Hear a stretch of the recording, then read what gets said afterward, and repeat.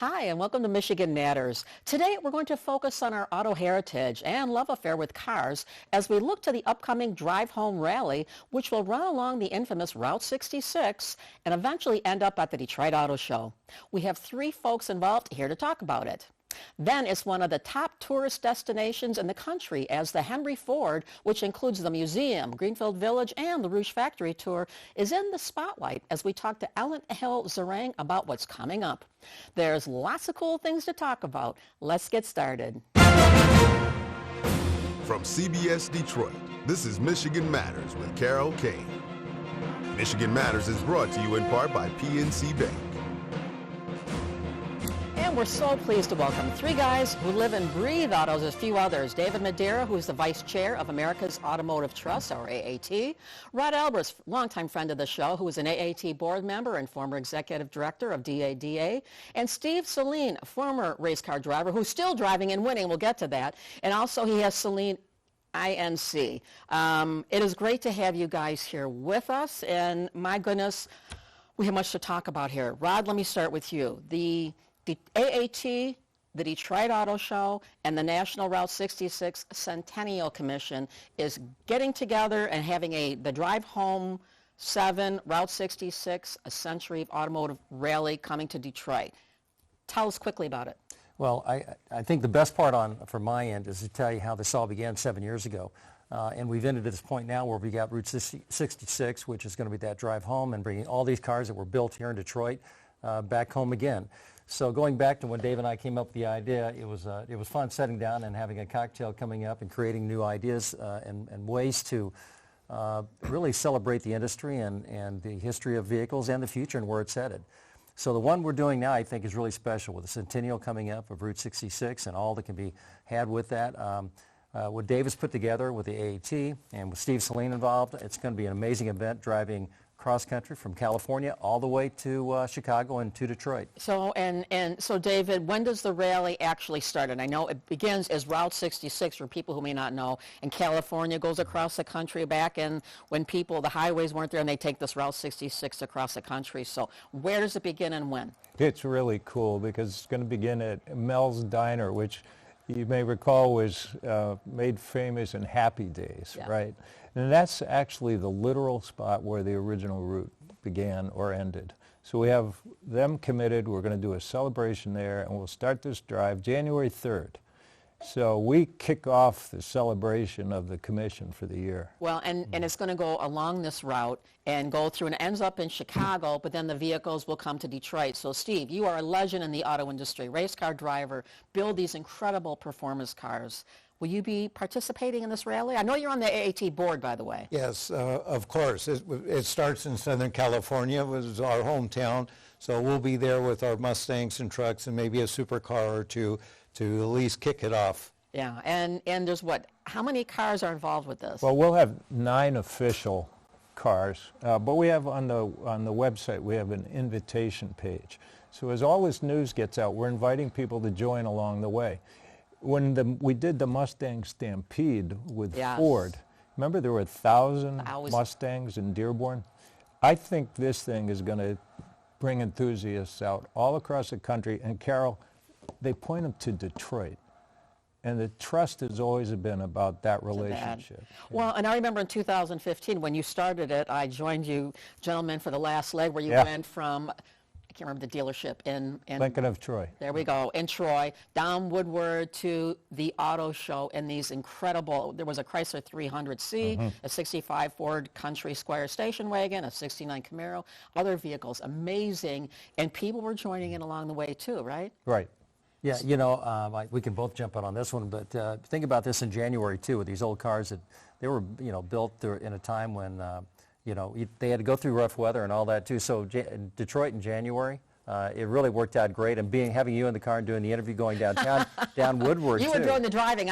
We were doing the filming, and it's like I was amazed because you were driving. I can't remember which vehicle, but it was hard to drive. It's not like it was one of those that you had to do that kind of thing. I think it was a Chrysler 300. I think you were in the Chrysler. Okay. And it was a little rough going down. But think about that. On Woodward Avenue, taking that whole route from Birmingham all the way downtown. I mean, that was the cruise. Yeah. And I know, Steve, you're based out in California, but you have lots of ties here to Detroit with your company and things you've done with Ford and others, right? Are you still heavily involved here? Yeah, we're still, Detroit is the second home, I would say, on this. And if you're in the auto industry, all roads lead to Detroit, as we really know, which makes it very appropriate to end here. Well, and you also have created incredible vehicles for movies like Fast and Furious, and you've had stars like Jim Carrey and Harrison Ford and a variety of others driving your vehicles, these vehicles in these movies, right? Yeah, we've been fortunate. Whether it's a Celine Mustang or Celine Focus, our sport truck, or our supercar with the S7 and the movie Bruce Almighty, where yes. we have a saying around our facility, and that is when the movie where Jim Carrey takes the place of the Almighty, we have a saying is that the Pope may drive a Ferrari, but God drives us. We're going to put a bow tie on it for the moment, take a quick break, and continue the conversation after this quick time out.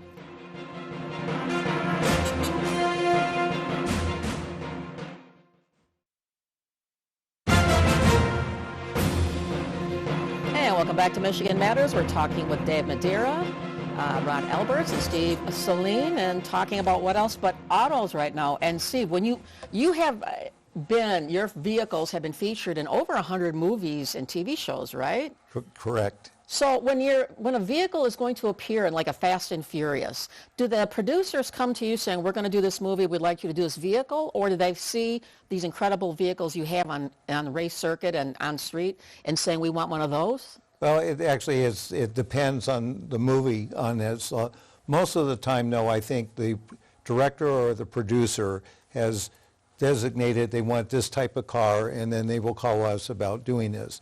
I will say, though, in the Bruce Almighty one, we actually had to do an audition with the car, and that audition was kind of interesting. Is the studio had arranged to have, at the time, every supercar lined up in a row, and when we pulled up, they asked us to pull our car up, but pull it around the bungalow there at Universal Studios. And Jim Carrey, Tom, the director, and Jim Brubaker, the producer, came out, and they started looking at it, and they went down the line for Ferraris, Vipers, Corvettes, Porsches, everything else, and they were sitting there going, what would be a car that God would drive? And then the one guy said, well, we have one more car around the corner, and they walked around the corner, and at the time we had the remote to where the doors would just open. Oh, that's great. And that was called Sign Seal.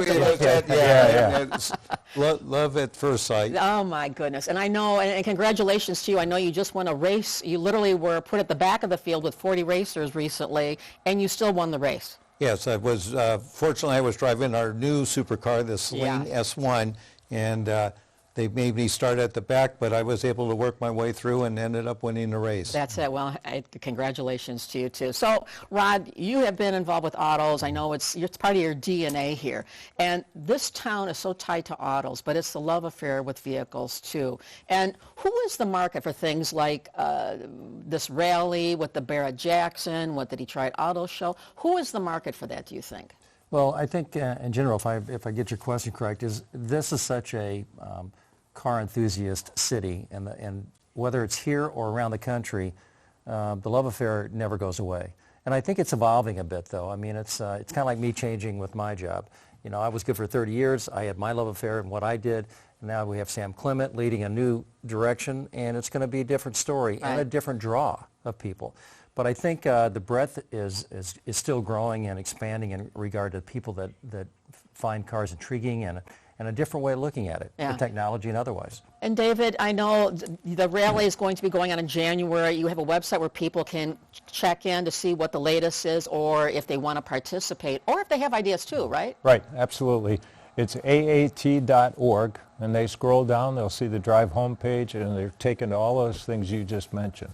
Yeah. So can you join at a specific point in time? In other words, I don't know how many people would actually start in California, make it to Chicago, and then to the Detroit auto show. Well, in the last one, a family saw us go by in Kansas City, and they created a bus stand on their van, and they piled 7 kids in Kansas, and they rode with us the whole way in. So you never know. It's rare that somebody will go the whole way, but they'll come out into that, and they may go 50 miles, 100 miles, but some have gone a lot. Real curious here. Quick thoughts. Electric vehicles, a lot of conversation with consumers, what the latest is. Your quick take on that when it comes to even the vehicles that you're making. And I know your vehicles are sold in some Ford dealerships in Romeo and other places here, right? Yes, yeah. Suburban Ford of Romeo and Suburban Ford of Ferndale are our selling representatives for the greater Detroit area.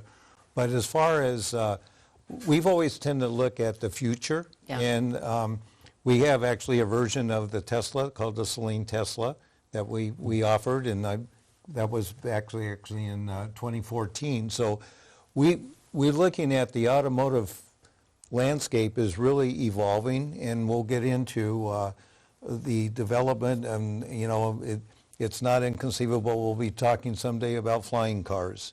Boy. So but Detroit, I think, is really the heart, and will continue to be, and it's gone through. If we were much older, we would be talking in, the 1900s of the Model A and the Model T and all of that. But it always has maintained to stay at the forefront of, I think, the automobile transportation. And Rod, you get the last word here. You have made a career of trying to stay ahead of these trends, particularly in the automotive and what's going on here.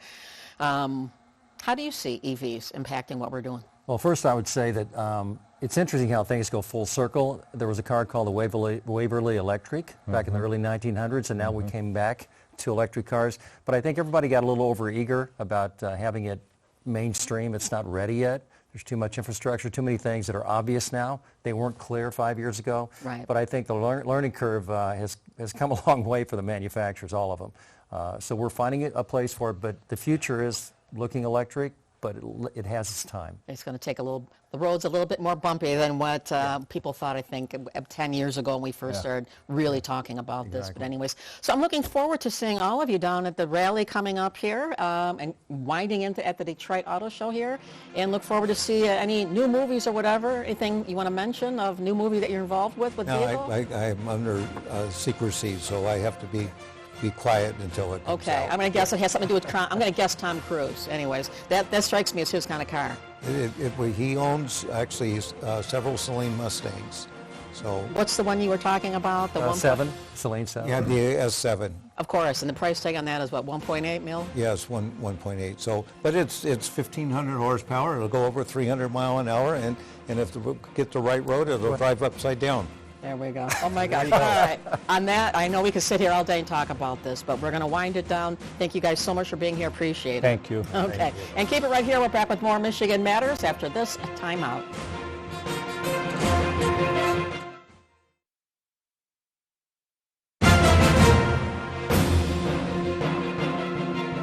Welcome back to Michigan Matters. We're now joined by Ellen Hilza-Rang, who's the Vice President and Chief Marketing Officer of the Henry Ford, which includes the Henry Ford Museum of American Innovation, Greenfield Village, and the Rouge Factory Tour. How have you been, my friend? It's been a while. Great. It's so nice to see you. Thank you for having me. Well, this seems like whenever I think of July 4th holiday and all these things, I think of the Henry Ford here. And I'm curious, with so many things taking place in the world, global things and tariffs and other stuff we won't talk about there, but how is it impacting? You normally have about 2 million people. How is it looking in terms of visitors so far this season? Well, Carol, I will say that we are committed to doing good public history. We're also committed to providing great quality entertainment for family and Metro Detroiters and national and international tourists. So we're doing well, and we're excited. We've got some great things coming up this summer, and we're really excited to have people coming into the museum, the factory tour, and into the village. Well, and let's talk about that. You have your annual Salute to American event, which takes place with the DSO. It's an incredible event. If you haven't been, you need to go. It is incredibly, makes you feel patriotic, love of America type thing here. But it takes place at July 2nd through the 5th at Greenfield Village. And I know you do things, it's not just a concert, but a bunch of other things, right? Absolutely. So gates open at 5 o'clock, and that gives guests the opportunity to stroll throughout the village and nestled across our 80 acres of wonderful historic venues. We've got music nestled in. So it's really a wonderful opportunity to come in, casually stroll, enjoy some music, enjoy some great food, and then then when the sun goes down, the music goes up. And that's when the Detroit Symphony Orchestra performs. And this year it's going to be conducted by Nazir McFadden, who is the associate composer for the DSO. And we're expecting great music of all genres. Yeah, where else can you get that but at the Henry Ford here with that? It's amazing here. The other thing that the museum in Greenfield Village, it's so tied in with innovation and that wrapping in history and paying homage to that. You have an exhibit calling Our War II, Women in Service Exhibition, which is paying tribute to the 350,000 women service members who served during World War II, which we hear a lot about the Rosie the Riveters who went into the plants to help out. But this is a different thing, right? This is different. This is about those women who answered the call to serve. Despite all kinds of challenges, they still went on to serve our country.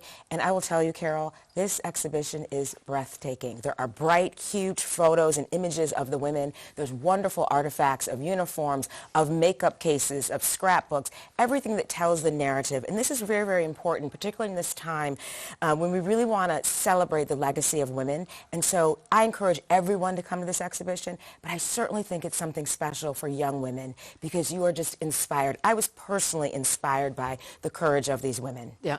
Well, and something else I have been anxiously awaiting since you and I first talked about this, I don't know how long ago, it's been 2 or 3 years ago here, the Jackson Home, which, oh my gosh, it's documenting one of the most momentous movements in American history, the Selma to Montgomery marches, Dr. Martin Luther King, the 1965 voting rights. Tell us a little bit about the history of this home, which people may not have heard as much about that. We acquired this artifact from Selma a couple years ago, about 2 years ago, and we've been working to restore it. But it is really an amazing story of several things. In this home is where Dr. King, as you mentioned, and several of his colleagues planned the Selma to Montgomery marches in 1965. Also in this home, Dr. King watched President Lyndon Johnson give the famous We Shall Overcome speech, which signaled the signing of the Voting Rights Act. But in addition to that, it tells the story of an African-American family that used hospitality as their weapon against discrimination. They opened their home, and they served meals, and they just gave gentle hospitality. And this is a home that was in one family for over 100 years. It is the home of an African-American physician and his wife and daughter. And you'll also hear stories of what it was like to be a young black woman during the Civil Rights Movement. So there are so many stories to tell, and with so many Detroiters who have migrated from the South here, this story is really going to resonate, and we are extraordinarily proud to use this as a platform to celebrate Black history. And also Dr. Sullivan Jackson and Mrs. Ritchie Jean Sherrod, who were the ones that owned the home. And they were just an everyday family that opened their home to Dr. Martin Luther King and obviously his allies in all of this, and made a difference. Absolutely. Just ordinary people who did extraordinary things that truly had an impact on history. And with the addition of the Jackson home in Greenfield Village, we now have the opportunity to tell 200 years of African-American Black heritage stories. So we are thrilled and very excited to bring this particular artifact to this community. And it's going to open next summer, June of 2026. Oh my gosh.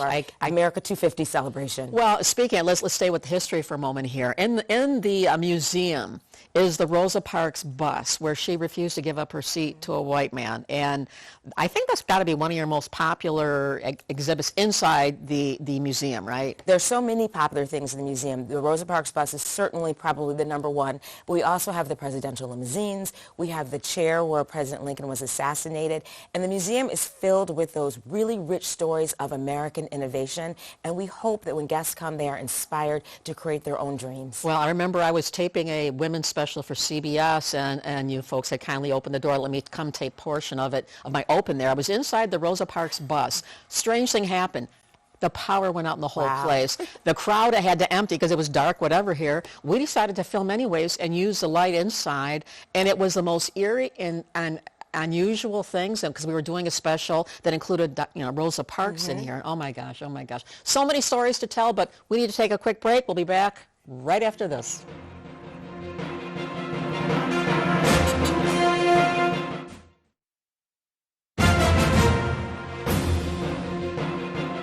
welcome back to Michigan Matters. We're joined by Ellen Hill-Zarang talking about a cultural jewel in our community, that being the Henry Ford in Dearborn, which includes the Greenfield Village, Henry Ford Museum, and the Ford Factory Tour. You also have a cool exhibition going on about bikes, the history of bikes in our country, which I don't think a lot of folks know. In our collections gallery, and I'm excited to share about our collections gallery because that is a gallery that is dedicated and allows the Henry Ford to showcase our collection. So this particular exhibition is called Bicycles, Powering Possibilities, and it tells the stories of 200 years of bikes. And you think 200 years of bikes, it's really phenomenal. There's bikes of all sizes, shapes, and from all eras. There's interactives. It's really quite exciting, and that's nestled right inside of the Henry Ford Museum of American Innovation. Well, the other thing you have, which I have great familiarity with, is the Ford Rouge Tour, the factory tour, which people can go, and that's an amazing thing. You go into an assembly plant, right, at the Rouge plant. What else does it include today? And you can actually see a car, F-150 being assembled, and you also get a little bit of the history of what it means to be a car company, Ford being a car company, what it means to America, to the culture, to our economy. It's just really a spectacular and brilliant opportunity for people to see what makes the Motor City, cars, and the people who make the cars. Well, back in the day, when I was in high school, I was an intern and gave Rouge tours through the assembly plant and the steel rolling mill. Thousands and thousands of people showed up every single day to go through this, and I know this from firsthand. Cars resonate, particularly Detroit, from across the world. People came in from all over. When people come to Detroit, they want to learn about our fantastic car culture. So one of the places they go is the Ford Rouge Factory Tour. Then they make it over to at the Henry Ford Museum of American Innovation to learn about the history of the cars. Well, besides everyday folks coming in, you have a lot of celebrities when they are coming in to take tours of something, or they want to see a certain exhibition. I think Pink was recently here, right? Pink was recently here for our Halloween program last year. We just had Francis Ford Coppola, and several years ago we had Clint Eastwood. So all kinds of stars and celebrities come to visit the museum. Well, I know even on your website, I took a look down there. You have pictures of people that are going way back, the Henry Fondas, and people from back in the day coming in to take pictures of inside the exhibition of a movie that they starred in or whatever here. We had Jane Fonda recently as well. She was here because she wanted to learn more about our edible education program. So we get the celebrities, but we also get just your normal Metro Detroiters who just want to come and have a great time at our institution. How do you decide, because there's so much history, there's so much, and again, you've got a wealth of incredible, anywhere in the country, there's nothing quite like this, which is why it's one of the top draws in the country.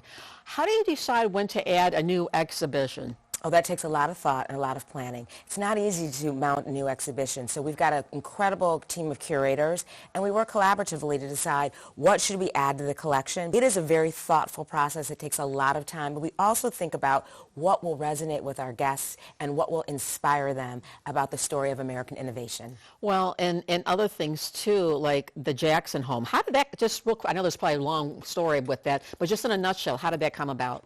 Joanna Jackson, who owns the home, called our president, Patricia Mouradian, and Patricia and our vice president curator had a conversation with her and decided that this home needed to be in Greenfield Village so that we could preserve it, protect it, and use it as a way to educate and inspire Americans. And it's a great way to spend the day with your family or your out-of-town guests or whatever. I know whenever people are coming in, they want to come take that tour. They want to come and see the Abraham Lincoln, the chair, and the Kennedy, which, where he was. We have more than just the Kennedy limousine. We've got a fleet. We've got 3 or 4 of the presidential limousines. So there's so much to see and do across all of our wonderful venues. And I just want everyone to come and be inspired.